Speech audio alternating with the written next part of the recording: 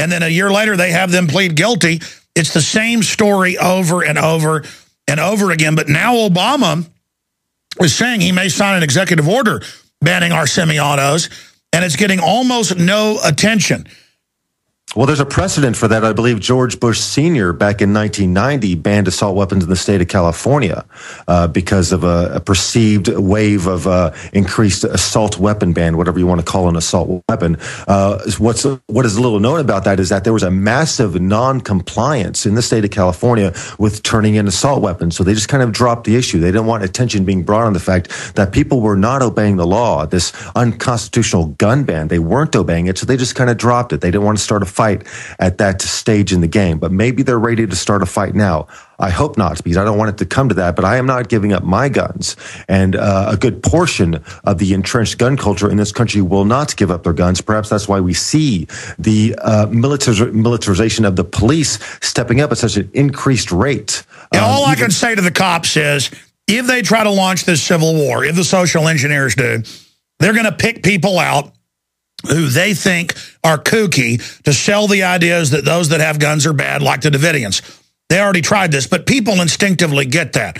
And they'll pick out some people, some more Ruby Ridges, burn out some houses, kill some people to try to scare us. I still don't get globalist psychology because they think we're like them. And I just wouldn't want to be the police and military trying to carry this out after they conduct some massacres, because it is going to become very dangerous to be one of them. Exactly. I mean, this military is having a pretty hard time overseas fighting people in the desert with in guerrilla warfare, which is actually the worst place in the world to conduct guerrilla warfare. Bring it to this country where you have millions and millions of trained gun owners, most of them military veterans themselves, in this terrain, unwilling to give up their freedoms, with a solid tradition of freedom and their individual rights. Something really to fight for. They're just not being paid to pull off a suicide bombing. In this country, we will be fighting for our rights and the future rights of our children. I truly feel sorry for any police or military force that attempts to take away our guns by force. And the fact is, a lot of the military is not going to comply. They're going to have a real hard time on their hands. Perhaps that's the role that the UN will play in this gun confiscation. I don't know. We shall see. But once again, I feel sorry for them. I was in the Marines. I was in the infantry. I know how it works. And I know that people say, well, the military is so powerful, you can't fight them. Yeah, I don't want to fight our military. I've been in the military. But asymmetric warfare dictates that we have the advantage. This is a new paradigm of warfare that the military is experiencing in Afghanistan and Iraq, where they are having a hard time. Look, you don't even need guns. If you're angry and somebody's done something wrong to your family, if you got a hammer and you got the element of surprise, you can get all the weapons you want. If you're willing to kill, nothing can stop you if you're willing to sell your life for theirs. And I'm telling you, that's going to get triggered in this country. Exactly. And I wonder how they're going to overcome that. Have they taken that into their calculations? Because I'm looking at the scoreboard and I'm saying, you have no chance. You have no chance of taking away. I'll tell you what they're going to do. They're just getting this ready right now. They'll probably release a bioweapon. They'll probably kill 100 million people if they go with that playbook. And then everybody will just be so shut down, they'll roll in later saying it's a disaster. If you want food, if you want aid, give us your guns. That's probably the move. Or they stir up, sectarian hatred in this country when we fight each other. Race rather war. Than our true enemy. Yes, oh, yeah. Exactly. So maybe we expend all our energy and our ammunition on each other. Well, that's just like Mossad and British Intel and U.S. all got caught dressed up like Sunnis attacking Shiites to get them killing each other in 2003, 4, 5, 6, 7, because they needed to have a simulant of combat to say there was terrorism. They would get the Shiites and Sunnis killing each other. Exactly, and that was the great surge that they claimed won the Iraq War, was actually paying off different militias in Baghdad and other contested provinces to wipe out their opponents, just paying them to wipe them out. It was a bloodbath. It was a massacre. So maybe that's the model, perhaps the model they will choose here. We just have to remember that if they do try to do it, we must remember who our true enemy is and not be sucked into this trap, which now that we No, there you go. Let's say the American people are like the Shiites and the cops are like the Sunnis, because that's a smaller group. I mean, that's a bigger group, so it'd be the cops are more like the Shiites. The public will be like the Sunnis. They plan on playing us off against each other. That's divide and conquer. That's the program right there.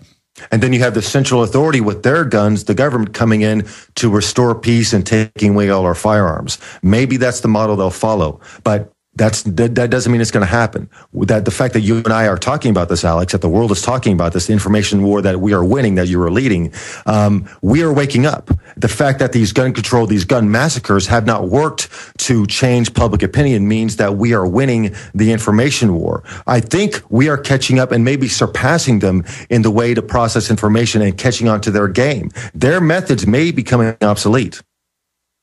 And hopefully so. I think that's an astute point, and I don't think, Holland, you're just putting a good face on that. The organic brain, hundreds of millions of us really awake, our people watching everywhere. Every time they stage an event now, our people are catching them, whether it's the underwear bomber, you name it. That's shaking them up. They admit that. Whistleblowers is what they're mainly using the NSA to watch for now. But people are like, look, I can't take old ladies' houses for no reason. It's not like it's some rich guy that didn't even pay or whatever. So they're rebelling. I mean, it's reaching a point of the corruption cresting. But listen, the globalists are hubris, arrogant, bravado, chutzpah, whatever you want to call it, fueled. They're crazy. I mean, they may go ahead with it. They're surrounded by yes men. They're surrounded by yes men, too, who tell them what they want to hear. So they're suffering from an information deficit also. I mean, I obviously, in our work on the Oklahoma City bombing with the Noble Lie, that happened in 1995. That was in the very infancy of the Internet. Most people didn't have Internet access in their homes, so the dissemination of information was not nearly as rapid as it is today. With these events now, like I've said before, the shell casings are still warm on the floor and people are digging up dirt on the official story. I think we're catching up, and that's why we see these concurrent efforts in Congress and other venues to destroy the internet with SIPSA and SOPA and so forth. They want to curtail the information revolution. They want to take away our guns.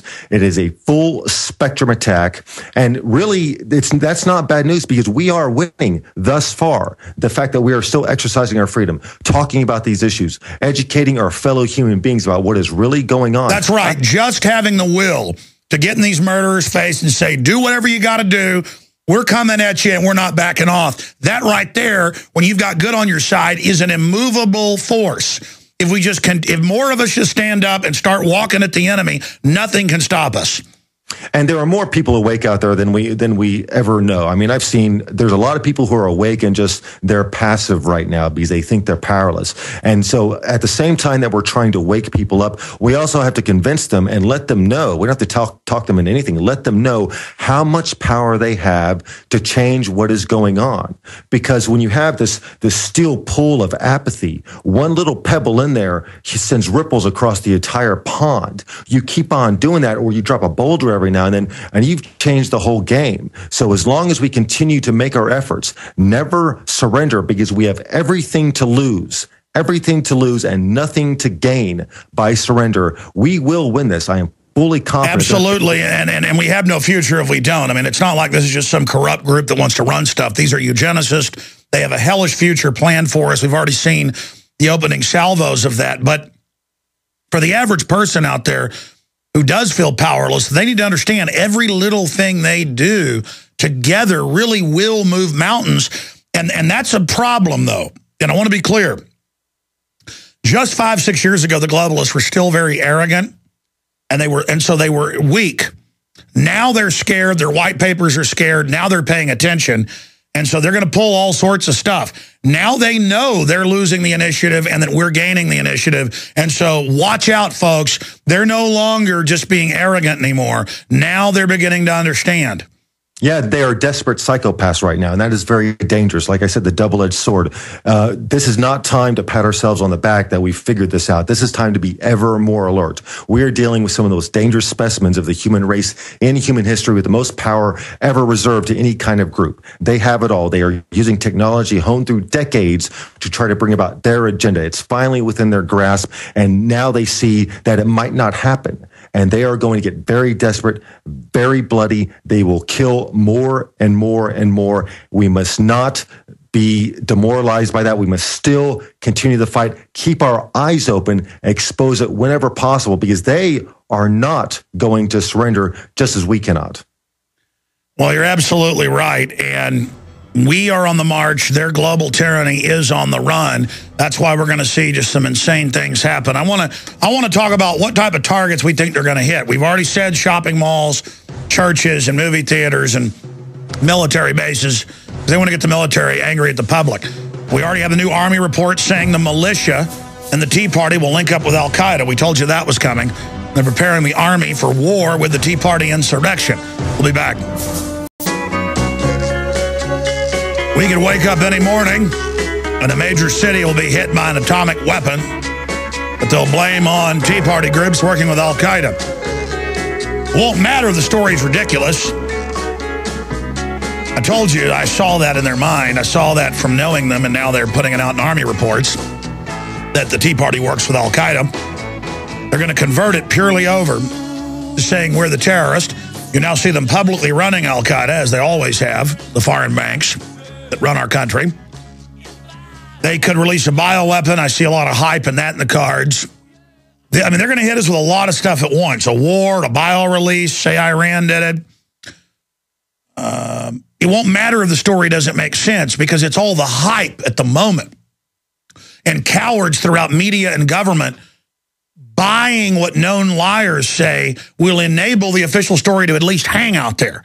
It's important for all of us, because that will be shut down at that point, to understand. We're trying to back them off right now, but this is like the Death Star orbiting, the planet to shoot the moon on the far side, to clear the fire. I mean, we're going in, all of us, you the listeners, trying to expose them that they're criminals so that they don't feel like they can get away with it.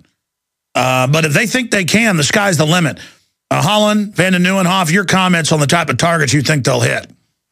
Well, they are not going to stop. That we can be assured of that, and they do not care about a body count. They've already killed 2,000 people with Fast and Furious trying to get a gun control agenda. That failed. And so they're not going to stop from slaughtering innocents, even more innocents. They may go for children. That was the Dunblane massacre in England that got the moderate gun control agenda started in that country. Was a massacre of school children. And of course, in this country, we've seen children killed in schools time and time again, usually by shooters who are doped up on psychotropic substances. That's right. They wind up a guy who's always under government psychiatric care, usually even PSYOPs, roll him into a McDonald's. Exactly. And how are they going to get gun control in this country? That's another question. I mean, we're already seeing it in play.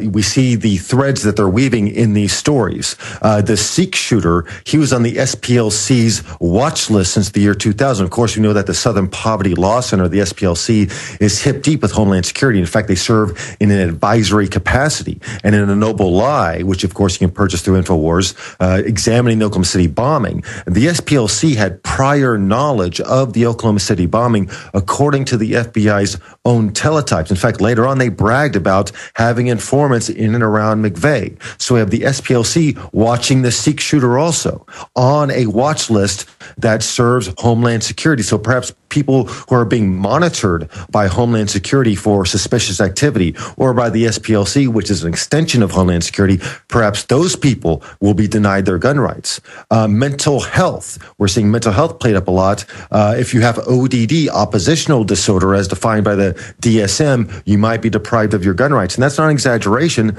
Recently, I believe in Kentucky or Tennessee, a TV show contestant on the show Preppers, he had all his guns taken away because it was judged that he was mentally ill for stocking up on food. No, we had him on the show. No judge, no jury, no law. They came and took his guns. This is what they do. I wonder if they can have their guns taken for being terrorists and shipping guns to Mexico. Of course not. And like you mentioned, the fact that they're war gaming the Tea Party, aligning itself with Al-Qaeda. Well, we see that the military is working with Al-Qaeda overseas. They're just projecting onto us, Alex. That's all they're doing. Yeah, you're right. They're projecting onto us who they are. Exactly. I mean, think how crazy that is. The Tea Party is so Islamophobic on average, it'd make your head spin. I mean, the average Tea Party thing, they have dartboards throwing pictures at bin Laden. Now they say the Tea Party work. I mean, folks, this is a Pentagon report.